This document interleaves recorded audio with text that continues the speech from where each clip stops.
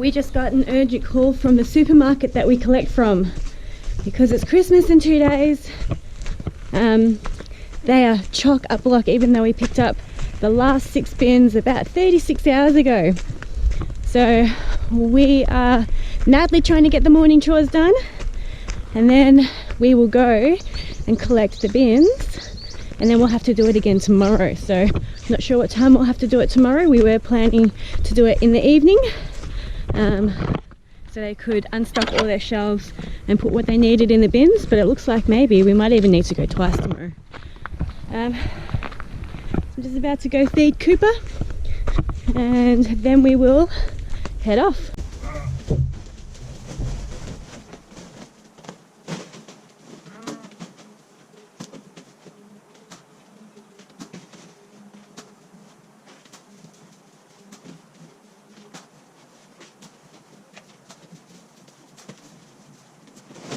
Hello. Is that you, Jean?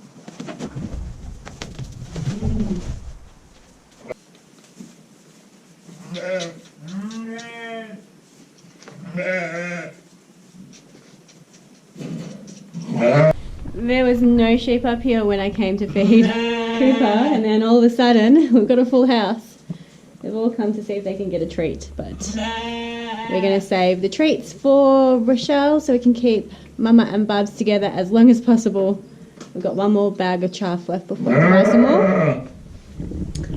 But they're becoming really friendly now that we're interacting with them all. Hey, you want to come in and eat, don't you? I know you. Oi.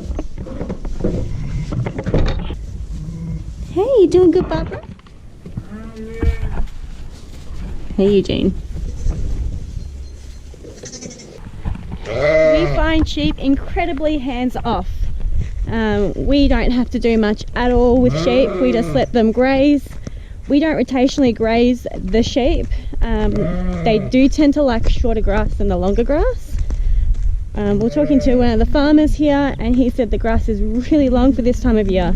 It's because we had a really late spring, so we had the first lot of growth, and then we had a second lot of growth. And I think we might even get a third lot of growth because we had some more rain, and we're having a beautifully hot week ahead. So I think we'll get a new flush of growth again.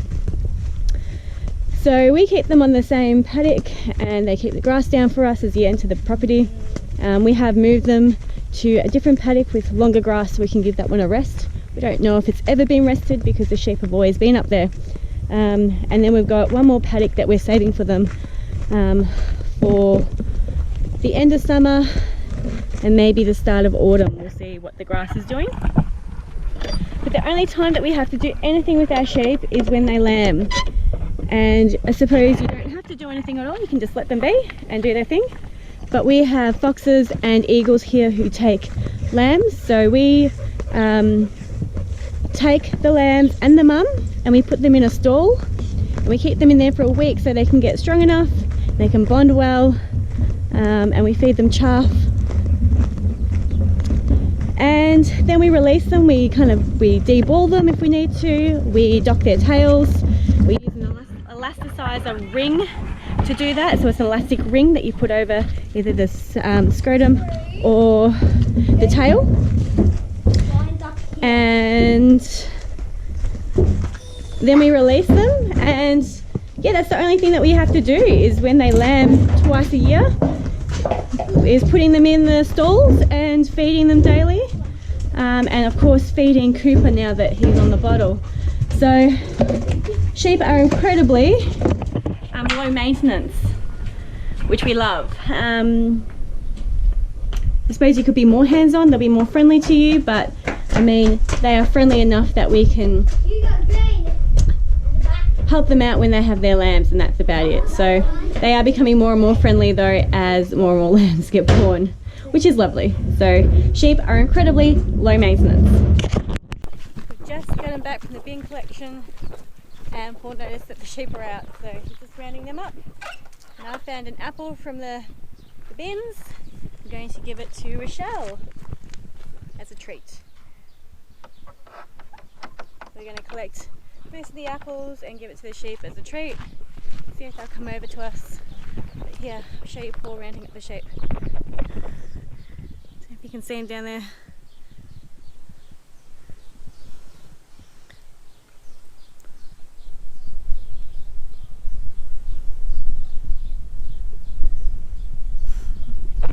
We've got plenty of grass where they are, but they decided that the grass was greener on the other side, so. Rochelle, do you want this?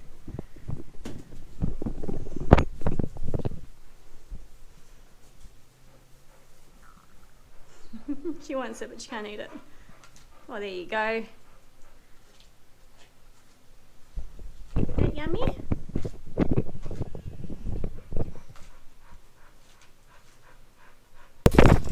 So we're just emptying the bins now, and we've let the chicks out, and they're going crazy. They're enjoying this.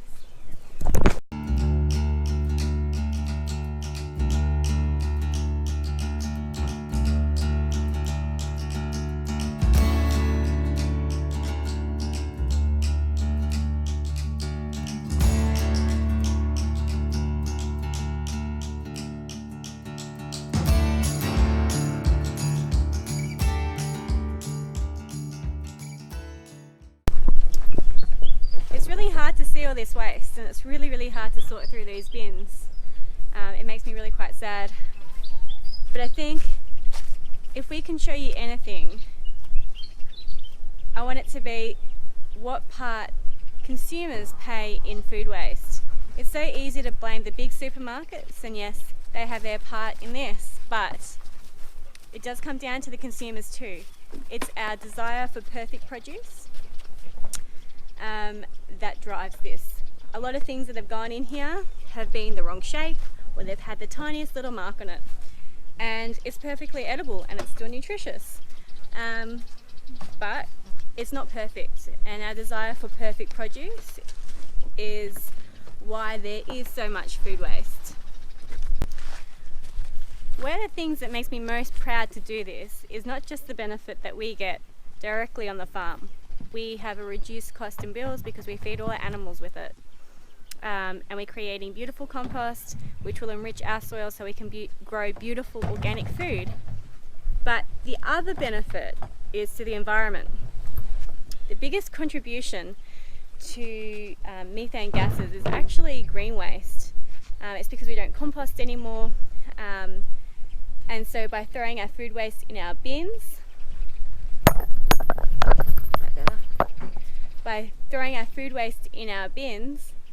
we're actually burying it in landfill, and that creates a huge amount of methane gas, which causes global warming, if you believe in that. I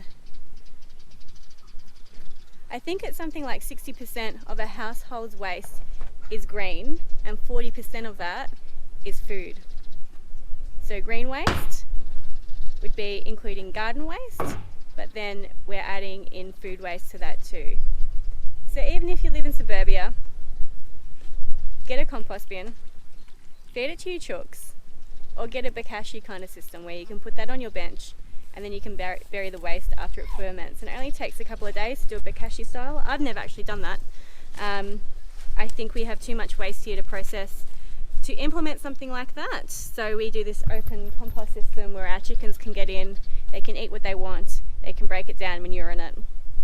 So that's the easiest style for us with this amount of waste. I mean, it's just ridiculous. We can't process that much in a small bin. We also have the pigs, obviously, and we also have this compost bin which we fill up each time we get a bin load. So this one here, it's called the aero bin. It came with the farm, so we didn't buy this. We weren't given, we were kind of given this with the farm. And we haven't really used it much apart from the last couple of weeks, and so far it's going well. Basically, you don't sit it on the floor so worms don't come up and invade it. It's kind of like an anaerobic system, I believe. I think I've got that right. And you collect the leachate down the bottom, but it's broken at the moment. It was broken when we got it. But each time we collect bins, and that's every couple of days, we're filling about half of it up because it's breaking down, and we fill it up again, and it keeps breaking down, and then you can open this door and collect the compost. down the bottom. So that's interesting. That's a bit of an experiment for us because we've never used this system before, and like I said, it came with the farm, so why not use it? And we've also got the worm farm, so they're still plodding away, hopefully multiplying in numbers, because it's quite a big worm farm. It's a 1,000 litre IBC that we've converted into a worm farm. So we put in lettuce leaves and watermelons and stuff like that, things that are easily digested for them. And that's another way that we process all this waste. Spending the evening in the garden and just twisting up my beans. It's my first time growing beans like this, so hopefully we do well. We've got a heap of different varieties, some fresh, some to dry.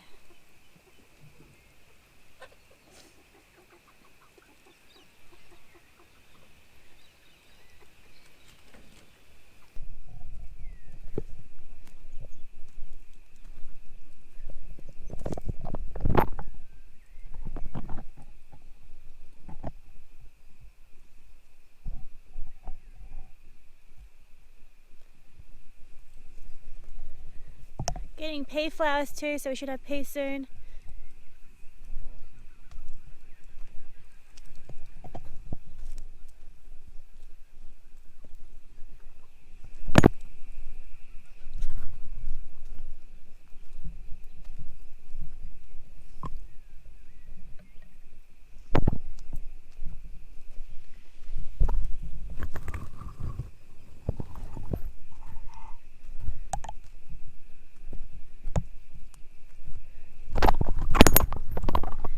Have high hopes for this garden because it's literally gross clay that we're planting in. We actually want to transform this into a back to Eden garden full of mulch and wood chips or hay and silage, just whatever mulch we can get our hands on. So it's doing surprisingly well for how crappy it is, really. And I just wanted to show you this garden, the Three Sisters garden. It's doing really well. I've got beans to climb up the corn and squash to grow along the ground as a mulch. I've just weeded it, so all these weeds here, they've been pulled out and that will turn into a mulch on the top. We're getting heaps of pumpkins come up too. I'm not sure what Americans classify as pumpkin and squash. You guys seem to call pumpkins, or what we call pumpkins, squash, so I'm not sure how you differentiate between the two, but we call basically all the pumpkins pumpkins. So things like butternut, I think what you call butternut squash we call butternut pumpkin, and what we call squash would be like zucchini or little button squashes, that squash here. And the other thing that we call squash is like spaghetti squash. So I'm not sure if you guys have that over there. I'm sure you do, but you cut it in half, you roast it, you can use it in place of pasta. So that's basically all the things that we call squash, even though we don't really call zucchini squash, we call them zucchini. But I wanted to show you this last pumpkin. It's called a Big Max, and it gets to about 200 kilos if you only allow 1 or 2 fruit per vine. And you fertilize it and water it really well. So we're hoping to get a really big pumpkin. 50 to 100 kilos would be amazing and really exciting for us and the kids. But I just found one here that's fertilized and starting to grow. Look, it's so cute.